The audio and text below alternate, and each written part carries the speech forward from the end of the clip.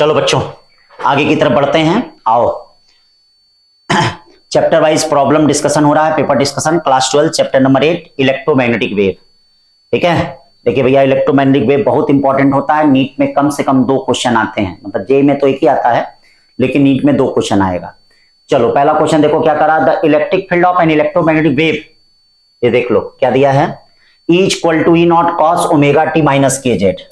इसका मतलब वेव जो है वह, ये देखो ये क्या बताता है, ये बताता है वेव किधर प्रोपेगेट हो रही है, वेव निगेटिव जेड डायरेक्शन में प्रोपेगेट हो रही है। तो इलेक्ट्रिक फील्ड क्या दिया है, आई कैप दिया है, इलेक्ट्रिक फील्ड आई कैप। तो पहले एक चीज ये निश्चित कर लो कि जो मैग्नेटिक फील्ड होगा, मैग्नेटिक फील्ड के लिए भी जो वेव होगी वह निगेटिव में ही होगी। तो पहले ये दोनों तो एकदम कट गया, ये तो कट्टम कुट्टम, ये दोनों हो ही नहीं सकता है। अब यही दोनों हो सकता है, ये देखिए ये दोनों हो सकता है। ठीक है, तो अब कहोगे कि सर इसमें अंतर क्या है, अंतर बहुत है। ठीक है, पहला अंतर है कि भैया आप मैग्नेटिक फील्ड जब निकालेंगे तो बी इक्वल टू क्या होता है, ई बाई बी इक्वल टू क्या होता है, सी। तो जब इक्वेशन लिखेंगे तो बी इक्वल टू क्या लिखेंगे, ई बाई सी। ये देखिए ई बाई सी यही आ जा रहा है, ये ई सी आ जा रहा है, तो ये हो नहीं सकता है। तो कौन सा होगा, यही। ठीक है ना, प्रोपेगेशन देखिए निगेटिव में है, यही निगेटिव में होना चाहिए क्योंकि इसमें भी निगेटिव है। और याद रखना अगर आई है ये जे है तो आई क्रॉस जे मतलब उसके प्रोपेगेशन के डायरेक्शन में आना चाहिए। कि मतलब निगेटिव साइन का मतलब क्या होता है, निगेटिव डायरेक्शन में नहीं प्रोपेगेट हो रही है। अगर निगेटिव होता है यहां पे तो वेव पॉजिटिव डायरेक्शन में प्रोपेगेट होती है, याद करिएगा। बीच में अगर माइनस आता है तो वह वेव पॉजिटिव डायरेक्शन में प्रोपेगेट होती है। तो ये देखिए आई क्रॉस जे क्या आएगा, के कैप आएगा। इसका मतलब वेव किधर प्रोपेगेट हो रही है, माइनस में प्रोपेगेट हो रही है। ठीक है ना, तो ये आ जाएगा इसका आंसर 2। बहुत अच्छा क्वेश्चन, बहुत प्यारा क्वेश्चन।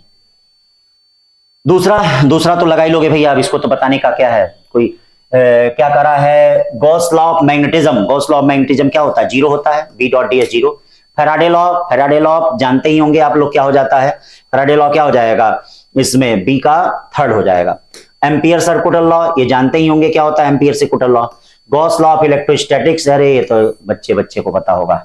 ठीक है, देख रहे हो छोटी छोटी चीजें कर लो सिलेक्शन मुट्ठी में। फिर क्या करा, प्लेन इलेक्ट्रोमैग्नेटिक वेव है, फ्रीक्वेंसी इतनी है, एम्पलीट्यूड इतना है, एम्पलीट्यूड का मतलब इलेक्ट्रिक फील्ड है। टोटल एवरेज डेंसिटी, भाई एवरेज डेंसिटी का क्या फार्मूला होता है, बोलो। एवरेज डेंसिटी का फार्मूला होता है हाफ एप्सिलॉन नॉट ई का स्क्वायर। अरे भैया कैलकुलेशन आप ही लोगों को करना है, करेंगे तो 1 आ जाएगा।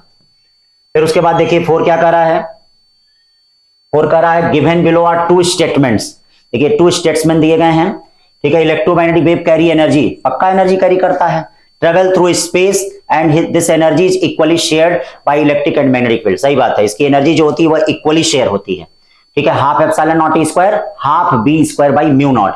Statement second, when electromagnetic wave strike a surface pressure is exert on the surface. सही बात है, प्रेशर एक्सर्ट करता है।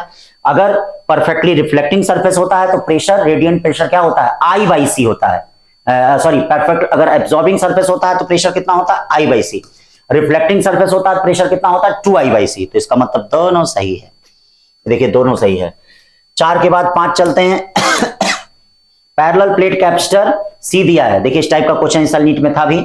द आरएमएस वैल्यू, तो आरएमएस वैल्यू कितनी हो जाएगी, ये देखो RMS value B RMS upon एक्सी हो जाएगा। ठीक है भाई, तो बी आरएमएस कितना है 230, एक्सी 1 बाई ओमेगा सी। देखो 1 बाई ओमेगा सी, नीट में इस साल आया था, ओमेगा बढ़ेगा तो इसका क्या हाल होगा। ठीक है, तो कोई न्यूमेरिकल आ जाता है, कोई कुछ आ जाता है। ओमेगा कितना है, ओमेगा 300 दिया है। सी कितना दिया है, 200 इंटू 10 पावर माइनस 12। ठीक है, 3 देख लो, ये सब मल्टीप्लाई करोगे तो आएगा।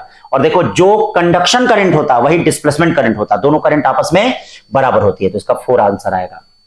5 चलते हैं, 5 क्या कर रहा है, 5 कर रहा है frequency of electromagnetic wave 60 megahertz. ये देखिए फ्रीक्वेंसी कितनी है, 60 megahertz. And travel in air Z direction, किस डायरेक्शन में, then the corresponding electric and magnetic field vector will be mutually perpendicular to each other. The wavelength पूछ रहा है, अरे क्या क्वेश्चन बना है भैया, C equal to F lambda होता है। ये बोलो लैम्डा इक्वल टू क्या होता है भाई, सी बाई एफ। सी आपको मालूम है 3 इंटू 10 पावर 8। ये देखिए एफ पता है, रख दीजिए आ जाएगा। देखना मेगा हर्ट्ज है तो इसका कौन सा आ जाएगा, 5 आ जाएगा। फिर उसके बाद 7 देखो क्या कर रहा है, 7 कर रहा है कि plane electromagnetic wave propagate in X direction, the intensity of wave पूछा जा रहा है। हाँ इंटेंसिटी, ध्यान दीजिएगा, इंटेंसिटी का मतलब होता है क्या, वाट पर मीटर स्क्वायर। यानी इंटेंसिटी पूछा जा रहा है, तो इंटेंसिटी का मतलब होता है वाट पर वाट मीटर स्क्वायर। तो आप ऐसा करिए, आप जानते हैं कि I बाई सी की वैल्यू क्या होती है, वो जो एनर्जी डेंसिटी वाला फार्मूला होता है, देख लो, हाँ, intensity of wave, energy density वाला फार्मूला क्या होता है, एनर्जी डेंसिटी प्रेशर के बराबर होता है, और I बाई सी किसके बराबर होता है, epsilon not half epsilon not E का स्क्वायर, देखना, ठीक है, एप्सिलॉन नॉट ई का स्क्वायर देख लेना, ठीक है। अब इंटेंसिटी पूछ रहा है, तो इंटेंसिटी कितना हो जाएगा ये बताओ, intensity equal to half epsilon not C E का स्क्वायर। सब कुछ पता है, देख लीजिए, सारी चीज पता है, सारा रखेंगे तो जरूर आ जाएगा।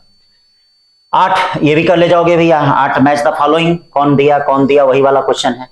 8 के बाद 9 क्या करा है, ए प्लेन इलेक्ट्रोमैग्नेटिक वेव, क्या करा है, प्लेन इलेक्ट्रोमैग्नेटिक वेव, फ्रीक्वेंसी इतना, ठीक है, किस डायरेक्शन में प्रोपेगेट हो रही है, यक्स डायरेक्शन में प्रोपेगेट हो रही है, देखो यक्स डायरेक्शन में देखिए यक्स डायरेक्शन में, at a particular point in space and time is equal to 9.6 J cap, the value of magnetic field at the point. तो कुछ नहीं करना है भाई, E बाई बी क्या होता है, ये देखो E बाई बी किसके बराबर होता है, C के, या B इक्वल टू क्या होता है, E बाई सी। तो E में 9.6 में आप क्या करिए, 3 इंटू 10 टू पावर 8 से डिवाइड कर दीजिए, 3 इंटू 10 पावर 8 से, तो 3.2 इंटू 10 पावर माइनस 8 आएगा। अब K कैप होगा कि I कैप होगा, तो इसको चेक कर लो। जो प्रोपेगेशन होता है वह E क्रॉस B के पैरेलल होता है, E क्रॉस B के तो ये देखिए प्रोपेगेशन किस दशा में आना चाहिए, I कैप। अब इन दोनों ऑप्शन में कोई है, चाहे 2 है चाहे पहला है, तो देख लीजिए J क्रॉस K क्या होता है, ये देखिए I है, ये J है, K है, J क्रॉस K क्या होता है, I, तो E क्रॉस B, ध्यान देना, E cross B parallel to क्या होता है, B के। तो ये बताओ J क्रॉस K, मतलब J क्रॉस K क्या होता है, I, इसका मतलब पहला ऑप्शन सही है। और J क्रॉस I माइनस के होता है, इसीलिए सही नहीं है। एक छोटे छोटे क्वेश्चन, तो इस तरह से ये 9 क्वेश्चन थे, ठीक, कंप्लीट हो गया ये, थैंक यू।